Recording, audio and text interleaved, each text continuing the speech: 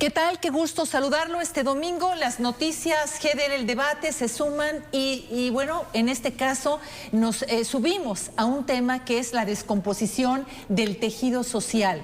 Esto referente al caso de Luz, una mujer que fue quemada viva, una mujer víctima de violencia, pero una violencia extrema, una violencia atroz. ¿Pero qué hay atrás de eso? ¿Por qué la descomposición social? Eso es lo que sociólogos, expertos, activistas, psiquiatras hoy nos acompañan para decirnos qué está pasando con ese tejido social, con esa descomposición, con ese desquebrajamiento de nuestro tejido social. ¿Qué hay atrás de llegar pues a esta agresión al extremo? Y hoy les voy a dar a conocer quién nos acompaña en esta mesa, en este panel. Está con nosotros, a mi derecha, Ana Lecid Rodríguez Chapula, quien es titular de la Relatoría Especial de los Derechos Humanos de las Mujeres y la Igualdad de Género de la Comisión Estatal de los Derechos Humanos. Ana, muchas gracias por estar aquí esta mañana. Saludos, gracias por la invitación. Y también está con nosotros, bueno, voy de derecha a izquierda y también dándole pues aquí el saludo a un caballero que nos acompaña hoy, que la mayoría somos mujeres, al doctor Sergio Covarrubias, encargado del área de hospitalizados de psiquiatría, porque tiene que ver también la cuestión mental de estos hechos atroces. Es del área de hospitalizados de psiquiatría del Hospital Civil de Guadalajara. Doctor Sergio, muchas gracias. Muchas gracias por la invitación. También está con nosotros Claudia Angélica Rangel Martínez, ella es psicóloga activista, también psicóloga, perito estatal y federal. Muchas gracias. Muchas gracias por la invitación, aquí estamos presentes. Muy amable, Claudia. Y también Aurora Natalia Rojas Ramos, ella es coordinadora estatal del Comité de América Latina y del Caribe para la defensa de los derechos de las mujeres SCLADEN en Jalisco. Muchas gracias. Muchas gracias. Hoy nos toca no solamente el hecho de Luz, este caso que nos duele a las mujeres en general, sino qué hay en nuestra sociedad, cómo podemos reconstruir, les digo, este tejido social, qué está pasando, las madres de familia, las jefas de familia, las cuidadoras, qué hay más atrás, qué podemos hacer para darle un respiro y paz a nuestra sociedad. Empezamos con usted, Ana. ¿Qué opina usted de lo que está pasando? ¿Qué se puede hacer en nuestra sociedad y cuál es su postura de estos hechos? Bueno, considero que es de suma importancia que tanto instituciones como sociedad reflexionemos sobre lo que está pasando con estos temas y ser empáticos y no ser indiferentes ante estos casos de violencia. Esto es el resultado, pues, de toda esta violencia estructural y sistemática en la cual las mujeres somos las mayores víctimas, y no ahorita. O sea, apenas esta es la punta del iceberg, el caso de Luz, como los demás casos que se han dado a conocer, porque hay otros casos que no salen a la luz, que no se hacen mediáticos, que no salen en medios de comunicación y que no por eso los vamos a olvidar. Y considero que esto es resultado precisamente de estas desigualdades históricas que venimos enfrentando mujeres y hombres, pero involucrar al principio a las instituciones, porque finalmente atender estos casos, pero previo a que se den, prevenir estos casos, es responsabilidad de los entes públicos en todos los niveles. Entonces no podemos desconectarnos de que no nada más es ver qué está pasando en la sociedad, sino qué estamos dejando de hacer las instituciones para no prevenir y atender estos casos de violencia. Bueno, es importante entonces, Ana, como usted lo dice, ocuparnos de esta situación y decir algo estamos haciendo mal y hay que tomarlo y hay que seguir adelante. Sí, algo estamos haciendo mal y mucho estamos dejando de hacer. Creo que ese es el tema central. Y aparte, de manera específica, tiene una obligación el ente público a nivel federal, como Estado mexicano, pero de manera específica el artículo 42 de la Ley de Acceso en Jalisco mandata la obligación de la prevención de los entes públicos. Y ahí hace referencia, lograr que la sociedad perciba todo tipo de violencia como un evento antisocial, como un problema de salud pública y un problema de seguridad ciudadana. Entonces, por eso, no nada más es voltear a ver como ciudadanos, ciudadanas, que no estamos haciendo bien, sino quien tiene esa obligación y ese deber qué no estamos haciendo y qué estamos haciendo mal. Bien, bueno, y por eso es precisamente esta mesa de diálogo y de apoyo para ver qué sí está haciendo, qué no estamos haciendo y tomarlo como sociedad y como instituciones para reconstruir, y es el momento porque creo que ya nos ha rebasado esta descomposición del tejido social. Lo voy a dejar hasta el final, doctor Sergio, si usted me lo permite, para que en este caso darle voz a las mujeres, precisamente por el tema y por lo que nos merece el día de hoy. Así que le damos la palabra a Claudia, que es psicóloga activista, que ella es también perito estatal y federal. Claudia, lo que está pasando en estos momentos. Sí, a mí me parece y coincido mucho con la licenciada Chapula en el sentido de que tenemos que visibilizar que no existen políticas emergentes, no existen políticas públicas que atiendan y entiendan la magnitud de la salud mental y emocional y psicológica con respecto a estos actos de violencia.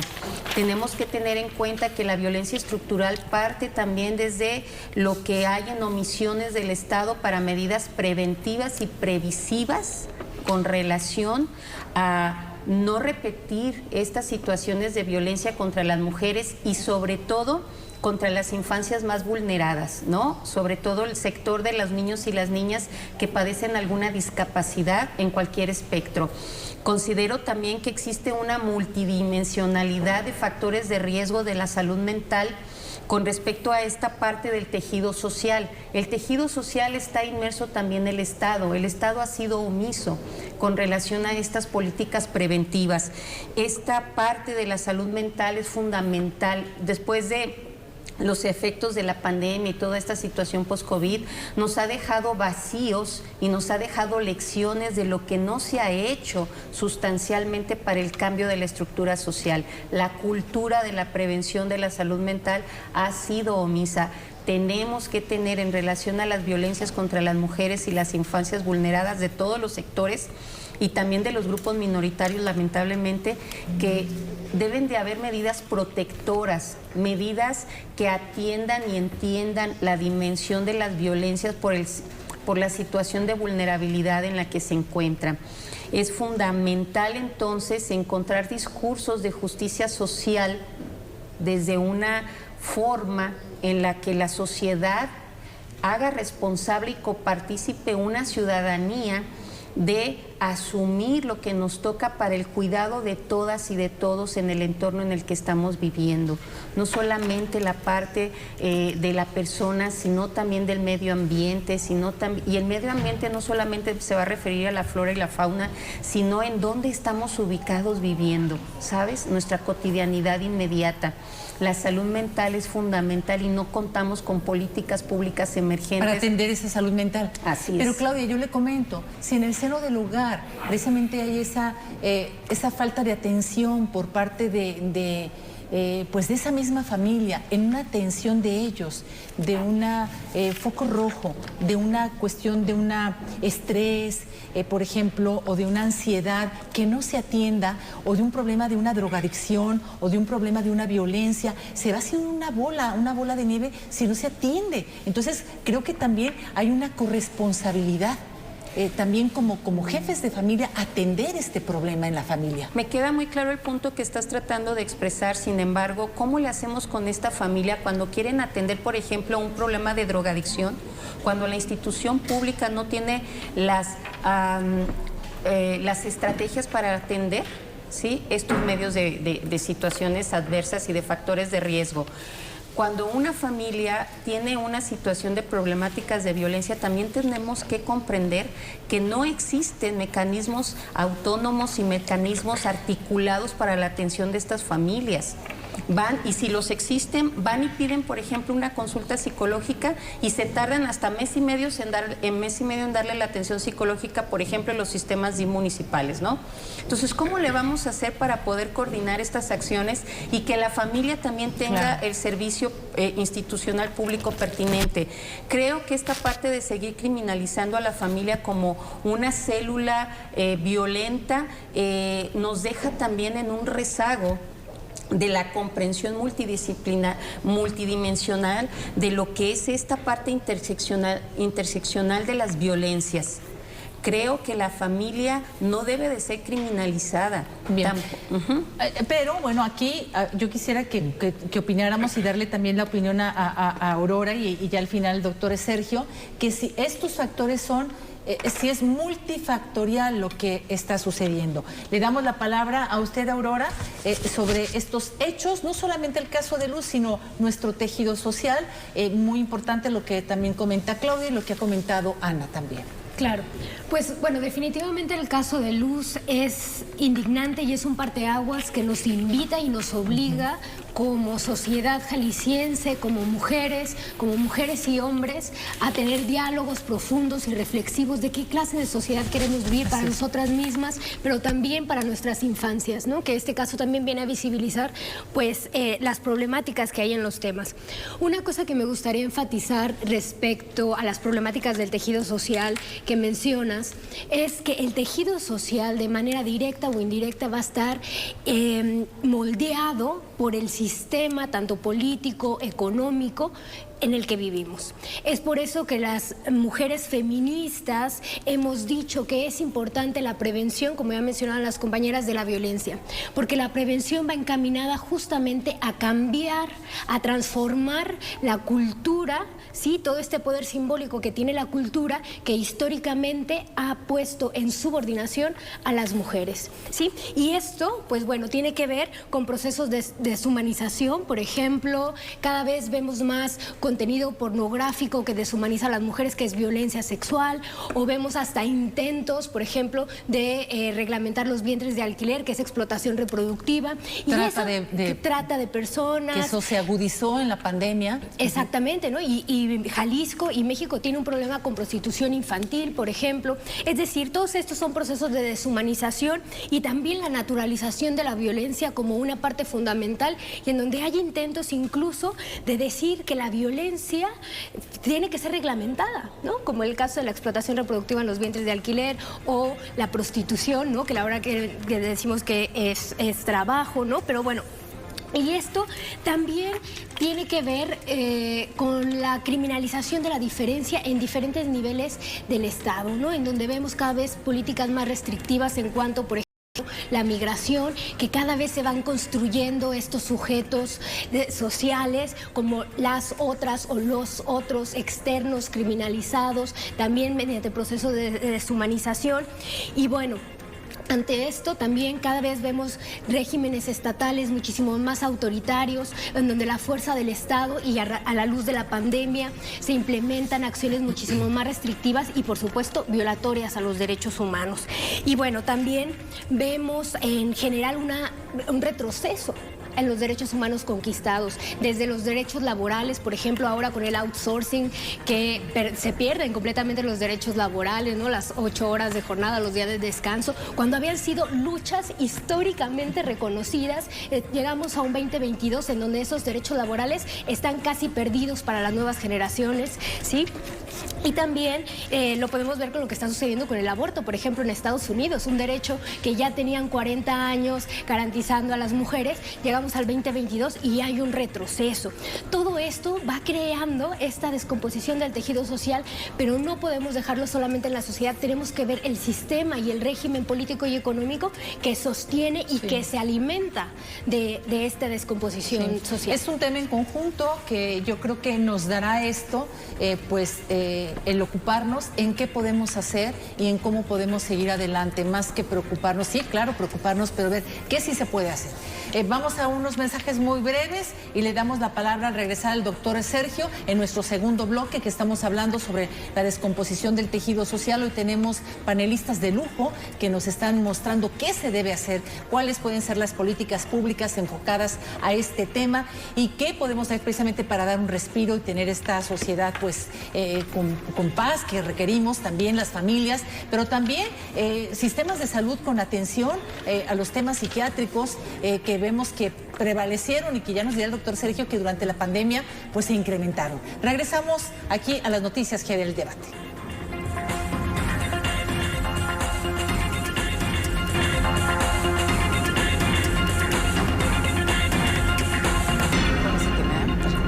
Pues regresamos este domingo con el tema de la descomposición del tejido social.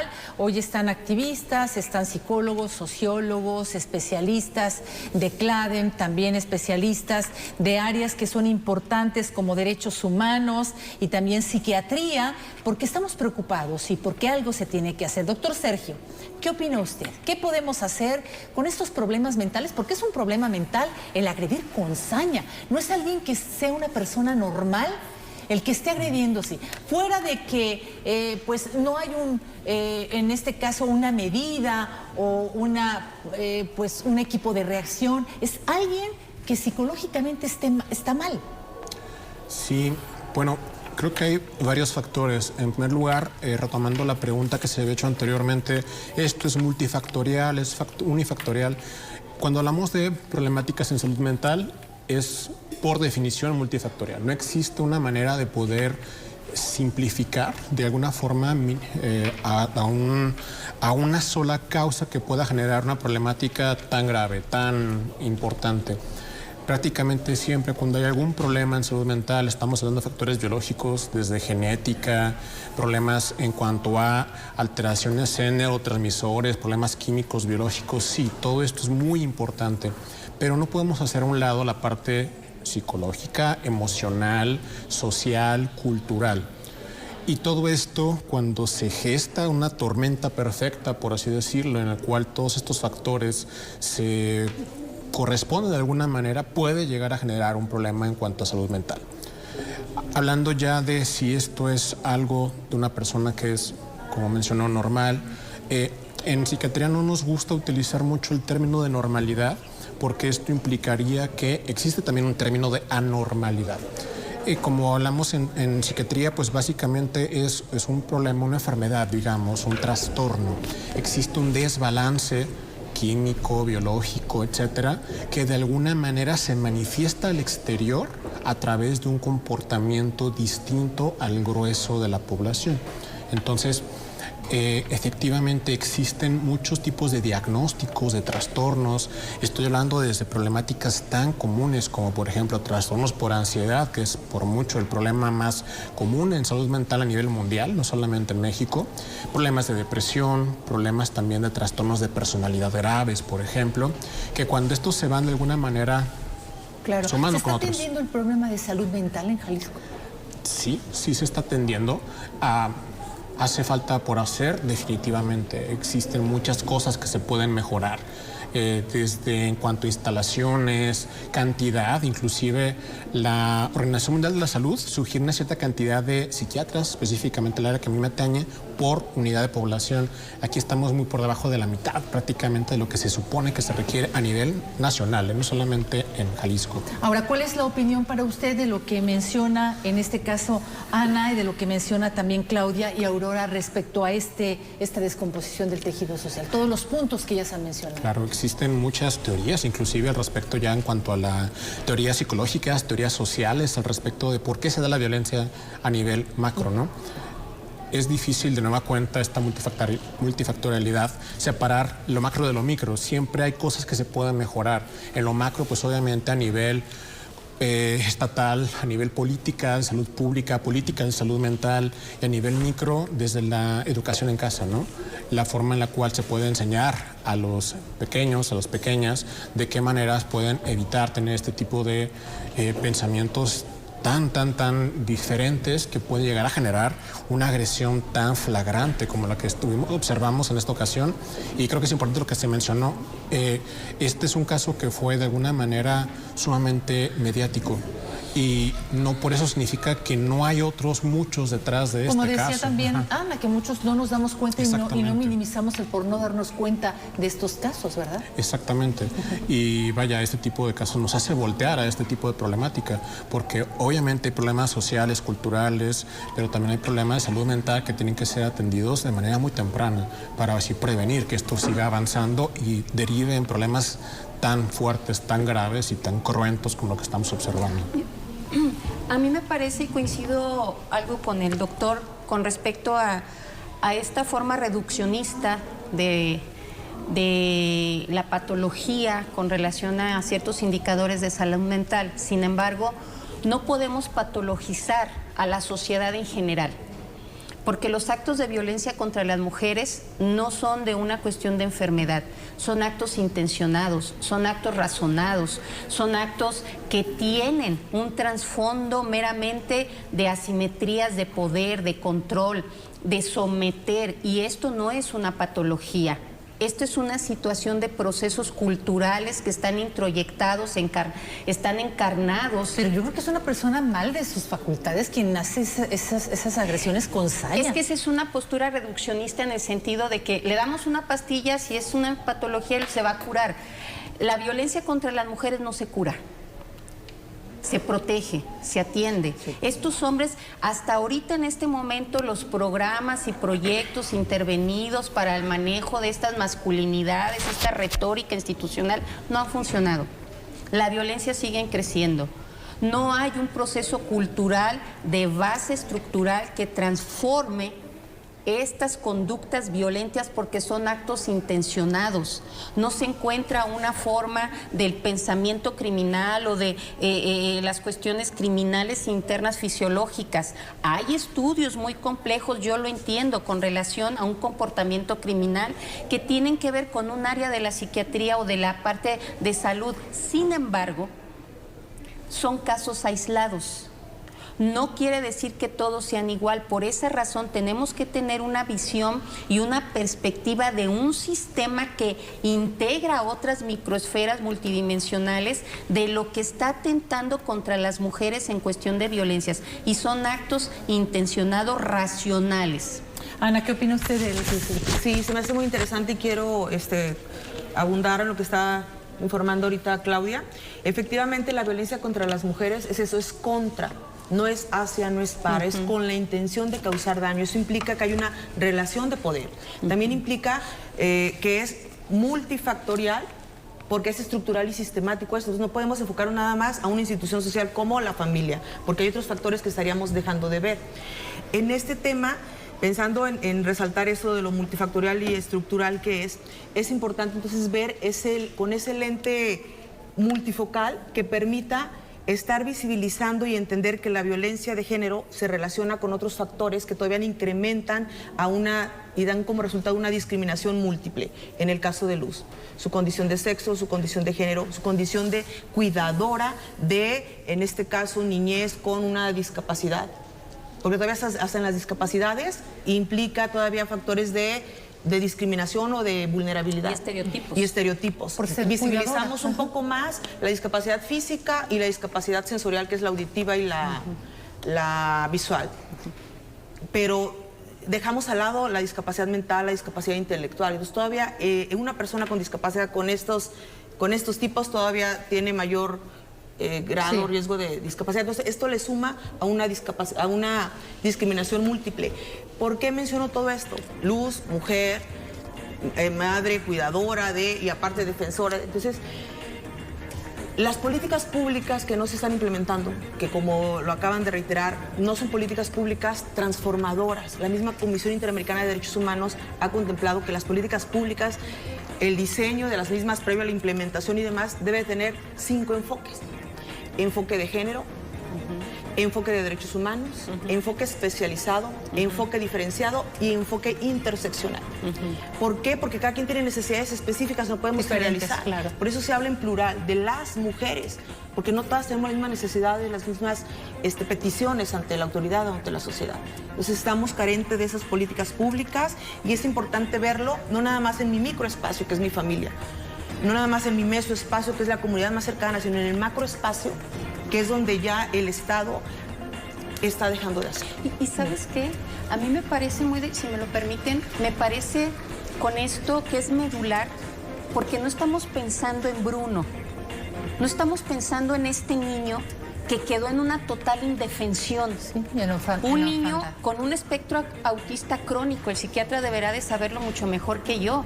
Bien. Pero imagínate romperle toda esa dinámica de la cotidianidad, que no esté su cuidadora de 24/7. La indefensión, la incertidumbre, la desprotección, el no comprender que su dinámica cambió, porque tampoco él tiene la dimensión de la situación de la vida y la muerte. Él es del día a día, es concreto, es pragmático. ¿Qué va a pasar con Bruno? Va a tener una abuela que también va a tener que dedicarse, una tía. Es toda una...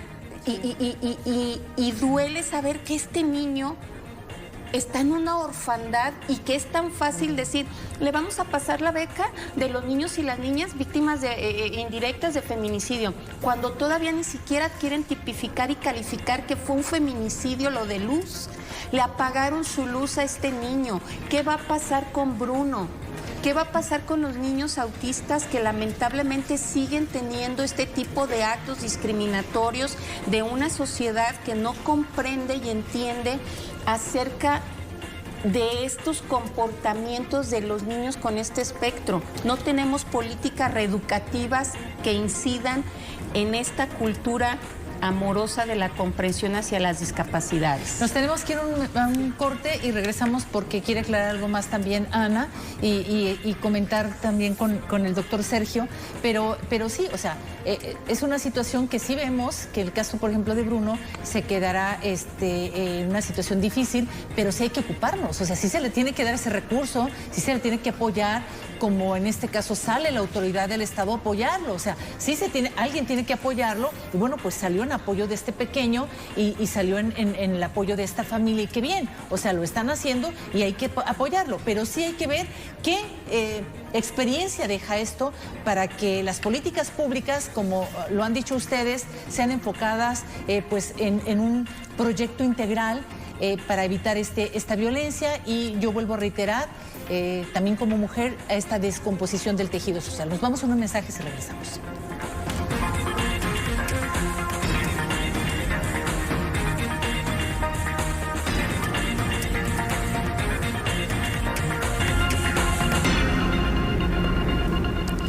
Bueno, regresamos a este panel que, bueno, yo sí quisiera comentar que sería un panel que deje resultados, que nos diga qué se debe de hacer en la opinión de los expertos que hoy están aquí. Ellos proponen y de seguro sí se va a llegar a algo importante para evitar esta descomposición del tejido social y esta violencia. Y bueno, vamos a darle la palabra al doctor Sergio y también a Aurora. Doctor, ¿cuál es la opinión? ¿En qué difiere y en qué está de acuerdo de lo que dicen Ana y Claudia y de lo que también ha dicho Aurora? Definitivamente son... Porque dicen eso de factores. que la pastilla, yo digo que también hay un problema mental, aquel que los intentos suicidas y los intentos de asesinatos y bueno... Sí, claro, efectivamente, o sea, realmente el intentar hacer un reduccionismo de decir solamente es una pastilla lo que está provocando, o mejor dicho, la falta de una pastilla, el generar este tipo de comportamientos tan bizarros, tan cruentos, también tiende hacia el reduccionismo, al hiperreduccionismo. Efectivamente no podemos hablar que todo es causa de un desbalance químico y ya.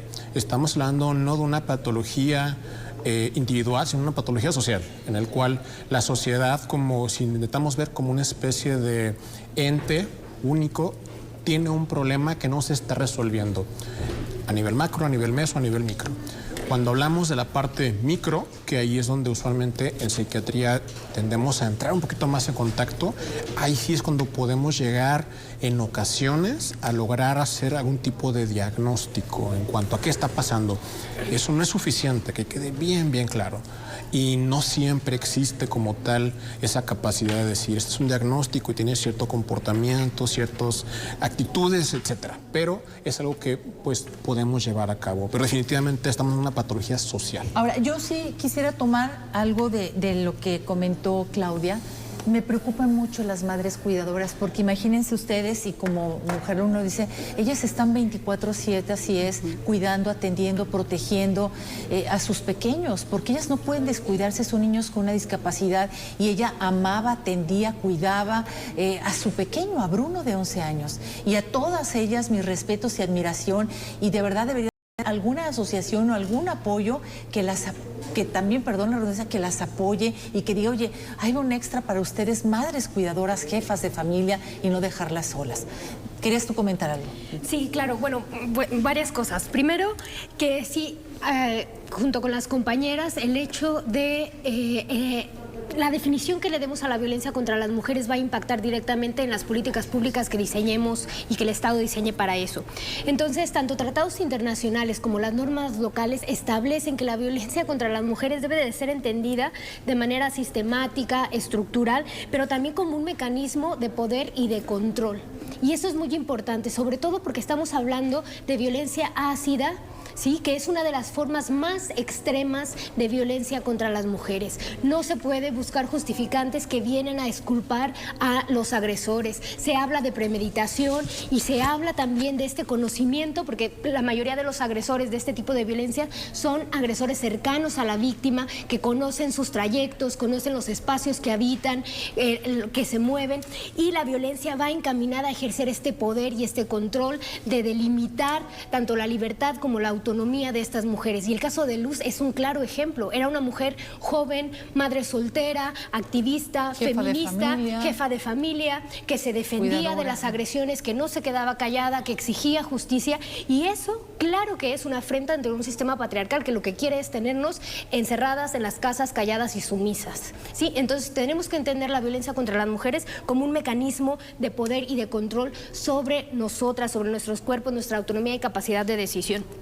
También esto que mencionas respecto a los cuidados, pues bueno, es lo que decíamos del sistema patriarcal, ¿no? En donde hay una cultura de discriminación sistemática contra las mujeres y que parte del control que se quiere ejercer sobre nosotras y nuestros cuerpos va y se sustenta en la división sexual del trabajo. ¿Qué quiere decir esto? A ver, tú como hombre te toca todas las actividades productivas, políticas que generan reconocimiento, ganancias económicas, y a las mujeres todas aquellas que tienen que ver con la reproducción, con los cuidados, con lo privado. Perdona que te interrumpa, ¿no creen ustedes o también ustedes que ahora ya las mujeres ocupan puestos importantes y que las mujeres están tomando decisiones y que las mujeres en nuestra sociedad están alzando la voz y están formando parte de organismos donde están a la cabeza?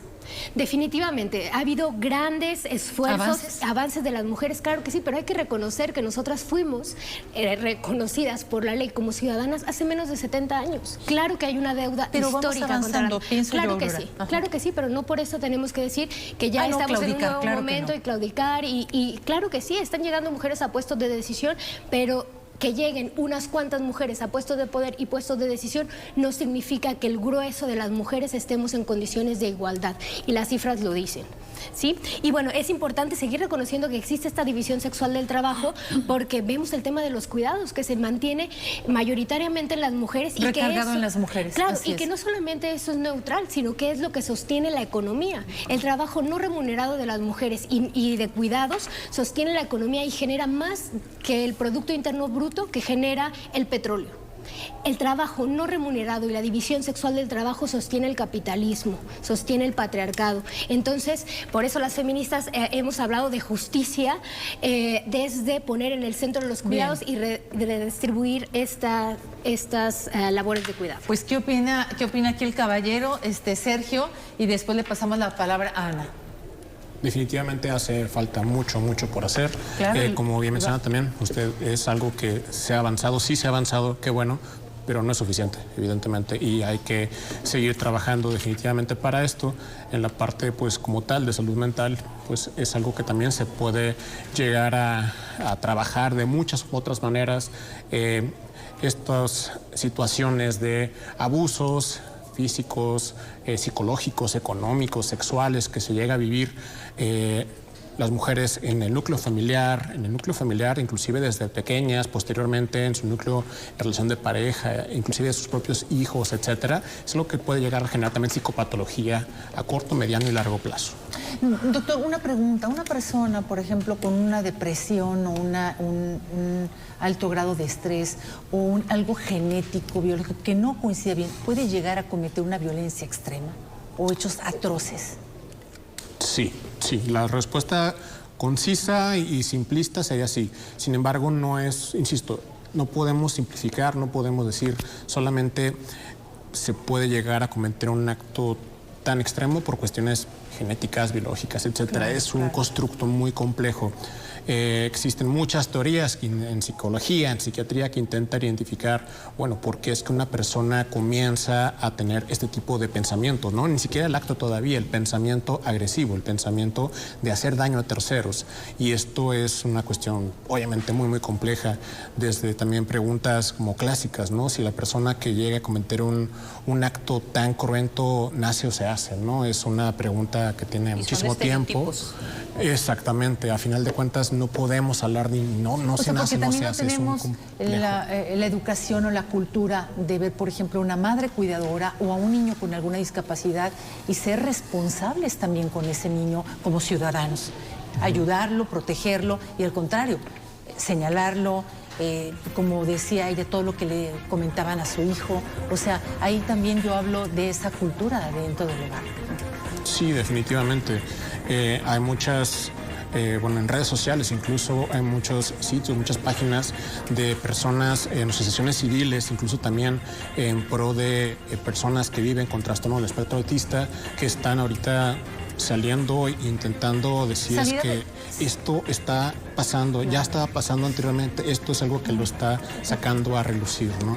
Pues aquí nos sirve esto de que una mujer que te pide ayuda y que te pide auxilio, jamás hacer a un lado ese grito de ayuda. O atenderla, apoyarla, porque no sabes que después puede llegar un desenlace fatal, como el caso que vimos. Bueno, nos vamos a hacer unos mensajes, no sé si ya llegamos a las conclusiones, ya serían las conclusiones, pues ya llegamos. Esto nos da para otro segundo panel. Pero bueno, vamos a regresar para que cada uno de los panelistas den las conclusiones de este programa que lo hemos denominado Descomposición del Tejido Social.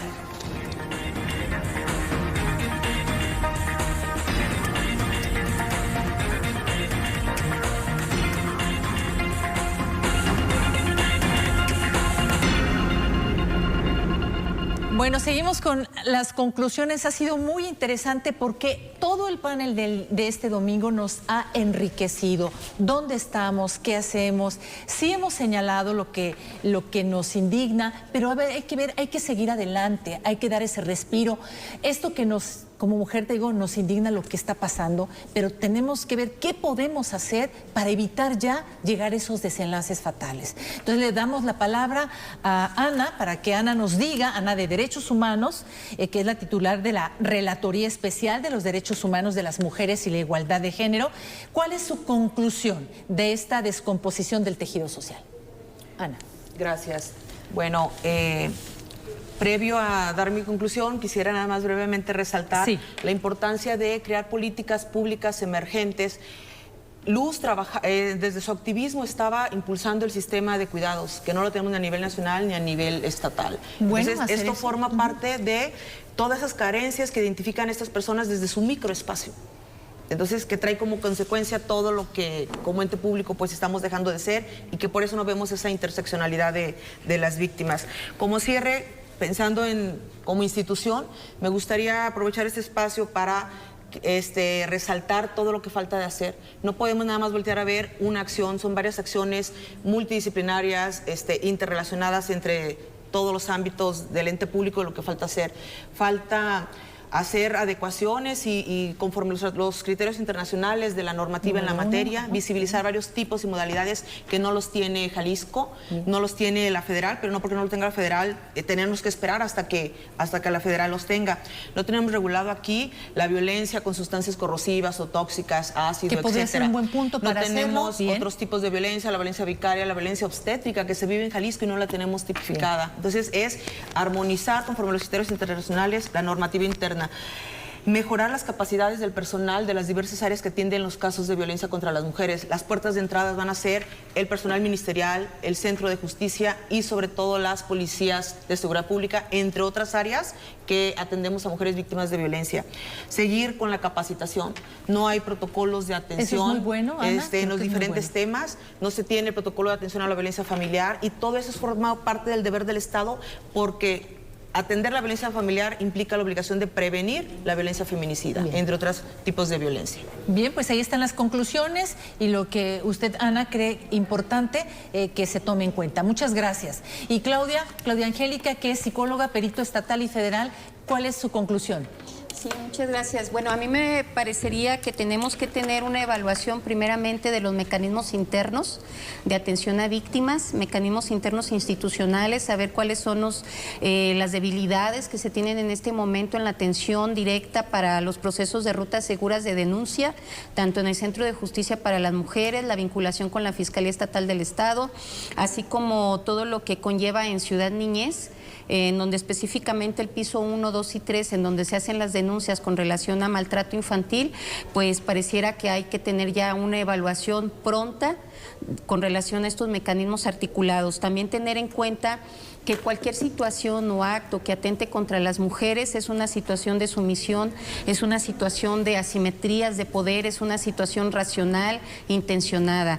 No coincido con las declaraciones o con las posturas desde el Estado en el sentido de que hay un tejido social en descomposición. Yo pienso que hay un nudo gordiano en donde no tenemos un hilo conductor que nos diga qué es lo que está pasando en esta violencia estructural. Falta en el Estado, insisto, políticas emergentes preventivas y previsivas, falta también discursos de justicia social, falta también una situación protectora para las madres cuidadoras, las madres que se quedan solas con sus hijos y sus hijas, y sobre todo también que las infancias en Jalisco les están quedando a deber la justicia.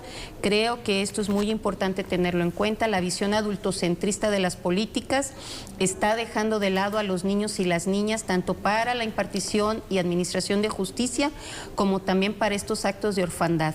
Necesitamos entonces que se comprenda la multidimensionalidad de los factores de riesgo psicosociales y no patologizar, sino al contrario, encontrar los puntos de coincidencia que fortalezcan. Si las mujeres han llegado a puestos y niveles en donde la lucha feminista y la lucha de las mujeres que hemos estado incidiendo para que todas estemos en igualdad de circunstancias, debería también hacer una revisión de quienes han llegado, porque a veces la nómina es una poderosa mordaza para estar en concordancia con el Ejecutivo. Necesitamos que todas sigamos en una misma sintonía de protección entre nosotras. Bien. Muy bien, pues muchas gracias, Claudia. Estos son pues los comentarios de cada una de ustedes en las conclusiones de este programa de descomposición del tejido social. Aurora. Sí, pues recalcar que no les estamos pidiendo a las autoridades que inventen el hilo negro, sino que ya hay normativa internacional que dice qué es lo que se tiene que hacer. Se tiene que prevenir, atender, sancionar y erradicar. Y justamente por eso es la capacitación y la importancia que los perfiles idóneos, es decir, con conocimiento suficiente, con la pericia, con la sensibilidad, con la capacitación, lleguen a los puestos de toma de decisiones, pero también a aquellas que actúan directamente con atención a víctimas. Y en este sentido, algo que es importante, no solamente en el caso de Luz, pero para mejorar todo el sistema de impartición de justicia y atención a las víctimas, debe de haber un reconocimiento y una identificación de las fallas institucionales. Sí, es muy lamentable que desde el Estado de Jalisco, como el país, se hayan hecho declaraciones de que las instituciones actuaron de manera adecuada en el caso de Luz, cuando es más que evidente que no se está haciendo y que es un error sistemático. Y también tenemos que investigar muy concretamente qué está sucediendo con el sistema de órdenes de protección, porque definitivamente no están funcionando, no entienden lo que implica una medida urgente de protección a las mujeres, en donde se tiene que hacer un análisis de riesgo, porque como bien lo decía la maestra, cada víctima, cada situación de violencia tiene particularidades que deben de ser atendidas. Y entonces, en este sentido, pues hacer una revisión, como bien dicen, de todas las instituciones, pero sancionar también a las autoridades que incumplieron y que tuvieron omisiones graves en este caso y en todos los casos de violencia, para subsanar el daño institucional y poder dar servicios de calidad que se merecen las mujeres, las niñas y las adolescentes en el Estado, y sobre todo esta gran deuda histórica que, como ya lo mencionaba, tiene que ver con este descuido histórico que se ha tenido para las niñas, para los niños, las infancias. Es importante ponerlos en el centro y recordar pues el derecho superior de la niñez, y que realmente sea válido y que sea central en la comunidad, porque las jóvenes, las niñas y los niños son el presente y el futuro de nuestras sociedades. Si como sociedad no ponemos a las niñas y en el niño en el centro, no estamos poniendo la vida en el centro tampoco. Gracias, Aurora. Doctor Sergio, ¿cómo concluye usted? Creo que la palabra con la cual yo me quedaría sería la parte de la prevención. Cuando ya sucede uno de estos eventos, ya es demasiado tarde para ese caso, pero tenemos que intentar prevenir otros muchísimos casos que quizá no se logran mediatizar y simplemente pues suceden. Y no porque no salgan a la luz significa que no están sucediendo. Y si prevenimos a nivel social, a nivel salud mental, esto es, digo, la parte en la cual estoy yo más empapado, esta parte de salud mental, creo que no se puede hacer a un lado definitivamente. Sí, la sociedad tiene muchos problemas, atender ese el asunto Estado social. Está mal, pero la parte también salud mental es lo que se tiene que prevenir. Y salud sobre todo, ¿verdad? Exactamente. Porque en la cuestión de salud mental, yo creo que independientemente del punto de vista de la maestra y de las licenciadas, es importante la salud mental, que nos golpeó duramente, pero sí tomarlo en cuenta y dentro de las instituciones del sector salud, que se atienda esa salud mental, que no se deje a un lado, porque si vas, pues creo que se ha dejado a un lado la salud mental. No hay citas, ¿verdad? Exactamente, es una situación, pues un problema a nivel de salud pública, no es solamente un problema como una institución, es un problema de salud pública a nivel global, podemos decir, pero en México, en Jalisco, es un problema muy importante. Como mencionó anteriormente, una persona que acude a buscar una cita de psicología se encuentra que tiene citas dentro de 6 meses, 7 meses, 1 año incluso. Claro. Esto es un problema muy grave. Bien. Definitivamente. Pues les agradecemos mucho este domingo tocar este tema. Lo único que nos queda es que como familias, pues que cada uno en el seno de nuestro hogar veamos esos focos rojos, tratemos de atenderlos, tratemos también de señalarlo, y a las autoridades, pues que las políticas públicas vayan enfocadas a la prevención, a la atención, a ocuparse también a aquellos que han hecho daño, pues todo el rigor de la ley también, y que nuestras leyes estén fuertes y también completas para que se apliquen. Así que agradecemos mucho a la maestra por estar aquí con nosotros en este panel este domingo, a la maestra Ana Lesit. Muchísimas gracias, maestra, por todas sus opiniones de la Comisión Estatal de Derechos Humanos. También a la licenciada Claudia Angélica, muchas gracias. Y a la licenciada Aurora de CLADEM, gracias. Y doctor Sergio, muchísimas gracias, muy amable. Gracias. Y gracias a usted por el favor de su atención este domingo. Cuídese mucho, cuide a su familia y nos vemos hasta la próxima. Bien. Pues muchas gracias.